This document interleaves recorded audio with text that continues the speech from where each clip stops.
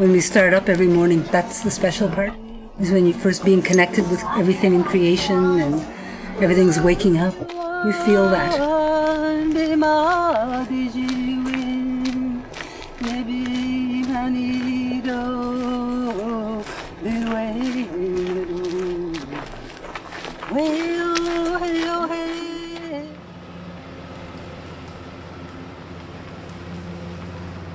Why do we start at 3 or 4 in the morning? If we're up at 3 and we're walking, we actually are still walking in the night. And so we are going to be paying attention to the awakening of life. You know, you'll start to hear the frogs and the bullfrogs, and there's an order to the birds. Part of the teaching is what you don't know, you won't protect. What you do know, you will protect. So if you aren't aware of what also is in the watershed, what other life, you're not in relationship to it, so you won't protect it. When I first came up with the idea to do the walk, I thought it was just going to be 1 year. Then I met Josephine up north, and she said, you have to do it for 3 more years. I said, okay.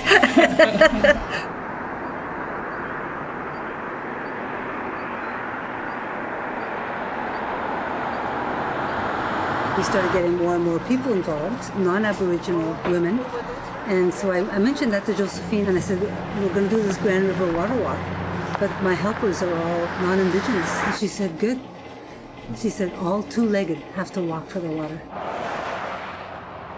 Doing something simple like this is very restorative, and there's hope that the water can heal, that we can heal. What are your impressions of the water? When you're walking through a city, how heavy that pail was to carry. And even if it was just a short distance, that pail seemed to be carrying so much weight. I wasn't aware at the time what it was until we then moved out of the city, out of the towns, and into the country, and how much lighter that pail felt. Last year, when we walked in Chemical Valley, below Sarnia and Windsor, where they had all the petrol, the water, like she was saying, is very, very heavy, and many of the people were being affected by the toxins. I was thinking, how does the water feel? We changed their way of moving with dams. The nuclear power plant. All of those things, they've changed. And not just the water, but everything around it. All of the, like blue herons and all of the birds that live around it, all the medicines and the fish.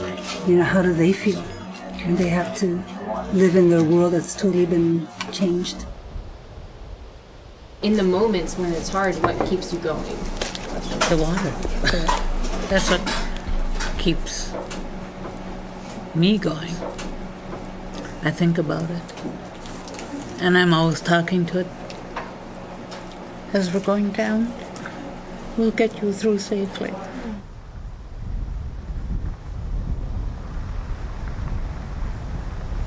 Be aware of what you're putting back into the water you're using, how you're using it, how much you're using, where it's ending up. 1 foot in front of the others is kind of the whole thing that the walk is about, right? In our relations, in progress. You might hand off the pail and put it back down, offer gratitude. You put the grandfather stone down, it's back, gratitude. So you're constantly involved in an expression of gratitude for the water. And to me, the practice of being grateful for water, not just one time, but every time I'm in touch with water, has increased my awareness. Can you take it?